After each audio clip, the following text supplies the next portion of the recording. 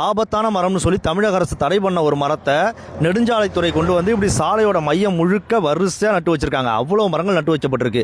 இந்த இடம் கும்பகோணத்துலேருந்து தஞ்சாவூர் போகிற தேசிய நெடுஞ்சாலை. இதோட இந்த மீடியேட்டர் இருக்குல்ல, அதில் முழுக்க நிறைய மரங்கள் நட்டுருக்காங்க. மகிழம்லாம் கூட நட்டுருக்காங்க. அதில் இந்த கோனோகார்பஸ் மரத்தையும் கொண்டு வந்து நட்டு வச்சிருக்காங்க. இந்த கோனோகார்பஸ் மரம் தமிழக அரசால் இனிமேல் நடக்கூடாதுன்னு தடை செய்யப்பட்டது மட்டும் இல்லாமல் ஏற்கனவே எங்கெங்கெல்லாம் இந்த மரம் இருக்கோ அதை பிடுங்கி வேரோட பிடுங்கி அகற்றணும்னு உத்தரவிடப்பட்டிருக்கு. அப்படி ஒரு மரம் இது. அவ்வளவு மோசமான என்ன இது வேலை பார்த்துச்சுன்னா, இது வந்து இதில் ரெண்டு வகை இருக்குது. ஒன்று அமெரிக்காவை சேர்ந்தது, இன்னொன்று ஆப்பிரிக்க பகுதியை சேர்ந்தது.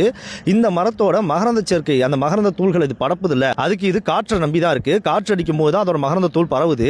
இது நிறைய அப்படி காற்றடிக்கும் போது தான் பரவுன்றதுனால இன்னொரு மலரை போய் சரியாக அடையணுன்றதுக்கான வாய்ப்பு ரொம்ப கம்மின்றதுனால நிறைய மகரந்த தூளை உற்பத்தி பண்ணும். அப்படி அவ்வளோ மகரந்த தூளையும் காற்றுல இது பரப்பி விடும்போது அந்த மகரந்த தூள் நம்மளோட மூச்சு குழாய்க்கு போகும்போது அது ஏகப்பட்ட மூச்சு பிரச்சனை ஏற்படுத்துது. அதோட பிரச்சனைகள் எப்படி இருக்கும்னா, கொரோனா வைரஸ் வரும்போது என்னென்ன மாதிரியான சிம்டம்ஸை நம்ம அனுபவிச்சோமோ அந்த அளவுக்கு மூச்சு பிரச்சனை ஏற்படுத்தக்கூடியது, உயிருக்கே ஆபத்தான ஒரு மரம் அப்படின்னு சொல்லப்படுறதா தடை விதிக்கப்பட்டிருக்கு. இதை இந்தியாவில் முதல்ல தடை விதிச்சது தமிழ்நாடு கிடையாது, குஜராத் அரசு தான் தடை விதிச்சிச்சு. 2023 தடை விதிச்சாங்க. அவங்க தடை விதிச்சதுக்கு இன்னும் ஒரு சில காரணங்களுமே சொன்னாங்க. அவங்க என்ன சொன்னாங்கன்னா, இது ஆப்பிரிக்கா இந்த மாதிரியான வெப்பமண்டல அதிக வெப்பமண்டலமாக இருக்கக்கூடிய பகுதியை தாயமாக கொண்டதுன்றதுனால, அங்கே வாழக்கூடிய மரம்ன்றதுனால வேற ரொம்ப ஆழத்துக்கு இறக்கி அதிகப்படியான நீரை உரியும், நிலத்தடி நீரை உரியும். அதை கொண்டு வந்து நம்ம ஊரில் வச்சோம்னா நம்ம ஊரில் இருக்கிற நிலத்தடி நீரை முழுக்க இது காலி பண்ணிடும், அதனால இது அழிக்கணும் அப்படின்னு சொன்னாங்க. அதே மாதிரி இதோட வேர் ரொம்ப ஆழமாக போகும்போது உள்ளே போட்டிருக்கிற சில இந்த பைப்பெல்லாம் இருக்கும்ல, பைப் லைன்லாம், அதெல்லாம் இது டேமேஜ் பண்ணுது அப்படின்னு குஜராத் சொன்னாங்க. அதே மாதிரி தான் நம்ம தமிழ்நாட்டுக்கும் இது உயிருக்கும் ஆபத்து விளைவிக்கக்கூடிய மரம். வெளிநாட்டு மரம், நம்ம நாட்டு மரமும் கிடையாது. இது வெளிநாட்டு மரமாக இருக்கிறனால நம்ம இயல் உயிர்கள் பலவற்றுக்குமே இது ஆபத்து தான்.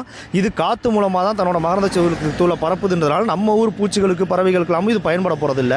ஆனால் எந்த பராமரிப்பும் இல்லாமல் வறண்ட நிலத்திலையும் வாழக்கூடியதுன்ற ஒரே காரணத்தினால, வேகமாக வளரக்கூடியதுன்றது ஒரே காரணத்தினால இதை கொண்டு நெடுஞ்சாலை முழுக்க நட்டு வச்சிருக்காங்க. அதுவும் அரசாங்கத்தால் தடை செய்யப்பட்ட ஒரு மரத்தை நட்டு வச்சிருக்கும் போது இது எவ்வளவு பெரிய தவறான முன்னுதாரணமாக போகும் அப்படின்றத பாருங்க.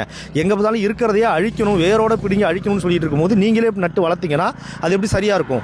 நீங்க நம்ம நாட்டு மரமான மகிழம் இந்த மாதிரி மரத்தை இங்கே வச்சிருக்கீங்க. அந்த மாதிரி நம்ம நாட்டு மரங்கள் எவ்வளவோ இருக்கே, அதெல்லாம் வைக்கலாம்ல. அதை விட்டு ஏன் இதை வைக்கணும்? தயவு செஞ்சு இந்த ஆபத்தான மரங்களை அகற்றிட்டு அதுக்கு பதிலாக நம்ம நாட்டு மரங்களை இங்கே வைக்கும்படி அன்போடு கேட்டுக்கிறேன்.